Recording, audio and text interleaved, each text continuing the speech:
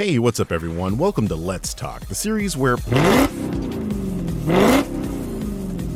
This is your apocalyptic neighborhood Birdman, and today we're talking Furiosa.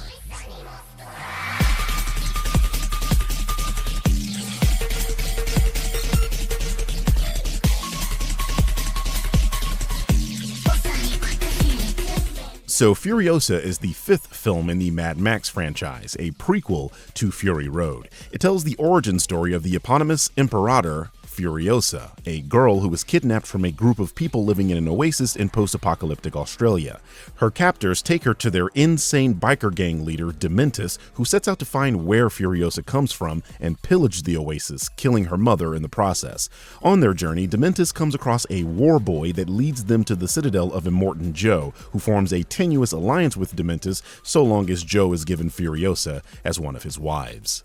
If you've watched the trailers, you might have guessed this is the Chris Hemsworth show. The movie is 2.5 hours long, and about an hour of it is the hijinks of Dementis and his gang. And that's a good thing, as films like these really hinge on their villains being compelling, and Dementis is probably my favorite character in this entire franchise. He had a lot to live up to, with Immortan Joe being one of the standouts in the previous film, and you can rest assured not only does he live up to that lofty villain, but I'd argue he's a much better villain than Immortan Joe was. And speaking of Immortan Joe, he's featured quite a bit in this story, much more than I thought he would. What I like about his characterization here is that even though we know he's a villain and does bad things, he functions more like an anti-villain in this film, where you're sort of relieved to see him and you kind of want him to win this power struggle against Dementis. Because Furiosa is on their side in her quest for revenge against Dementis, Joe and the War Boys are somewhat sympathetic characters in this film, and I love the texture of that concept. A previous film's villains that you absolutely hated are now kind of who you're rooting for. That challenges the audience and makes them question, is anyone truly evil in this world where people have to do bad things to survive? It's something I've never quite thought The Walking Dead was able to land. Yeah, that show says Rick and his groups have done bad things, but you're never really questioning their morality. Here, you know Immortan Joe has sex slaves, but you're still rooting against the other guy. And the main reason for that is the characterization of Furiosa.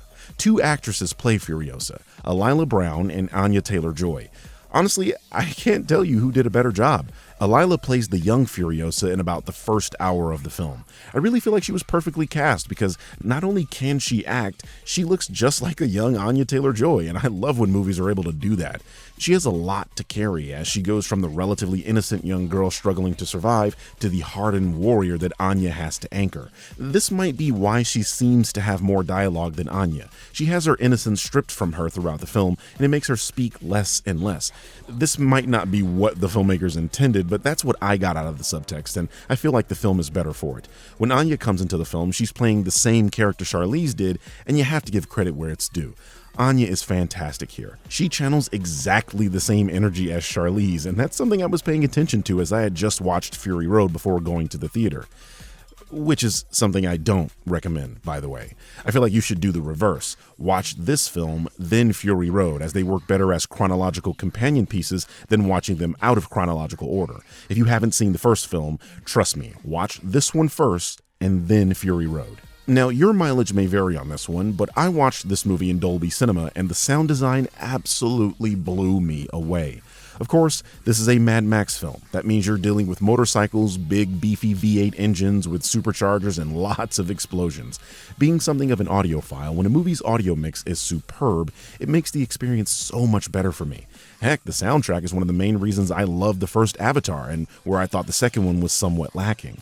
If you're even remotely interested in cars, the audio alone will sell you on this film. It really is that good.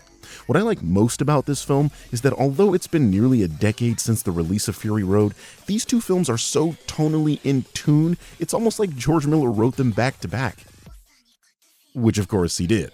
I kid you not, because I watched the previous film beforehand, I was looking for inconsistencies and I didn't find any. That's how crazy George Miller is, and that's what makes him one of the greats living today. But it's not all sunshine and rainbows. The biggest and most egregious issue with this film is the current era. What I mean by that is, these days movies seem to over-rely on CGI, and this film is unfortunately one of those. Don't get me wrong, this movie will definitely be nominated for Academy Awards for its practical effects, visual effects, and stunt work, which is some of the best in the industry. However, again, I watched the first film before watching this one, and it's like getting slapped in the face with how fake some scenes look. And that's unfortunate, because although the previous film did use a bit of CGI, the practical effects were some of the greatest of all time. There are too many sequences in Furiosa where things look obviously fake, and it's distracting coming on the heels of another incredible sci-fi film set in a huge desert in Dune Part 2. When they're using practical effects, it's just as good as Fury Road. Hell, there's a chase sequence in this film that rivals any of the many chases in Fury Road. The only problem is it feels too clean and over-processed, whereas Fury Road felt dirty and lived in. The other issue I have is the pacing. This film is 148 minutes long.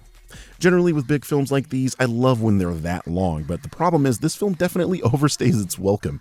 It's broken up into chapters, which is a little jarring considering the previous movie, but the pacing issues are really noticeable because things kinda just happen and it doesn't seem well thought out or written. It's very hard to describe, but basically one scene will end and you're left wondering what the hell just happened, and the movie skips right on past it. This might be because they're trying to show us 10 or so years passing, but I would have appreciated a bit more thought and care put into the pacing of the latter half of the film, as I was thoroughly enjoying the bits with Chris Hemsworth and young Furiosa in the first half. In the end, I thought this movie was great. The sound mix was perfect, which seems weird to have to say, but so many directors these days don't care about the mix. Nolan! The three principal actors are absolutely killing it. The film is fun and funny and really pretty to look at. It tonally fits perfectly with its predecessor, and that's due to Warner Brothers not compromising the filmmaker's vision, so kudos to them. The action is stunning, the chase sequence is jaw-dropping and creative, and it even manages to at least make you hate the previous villains a little less. It has pacing issues though, and I'm not sure the chapter thing entirely works, but I suppose that can be seen as more of a personal hang-up. It over-relies on CGI to a point that it's actually distracting in some scenes, and that's really disappointing as this franchise has become one of the hallmarks of practical effects. Hell, this movie cost roughly the same as the previous movie, so take from that what you will. A B+.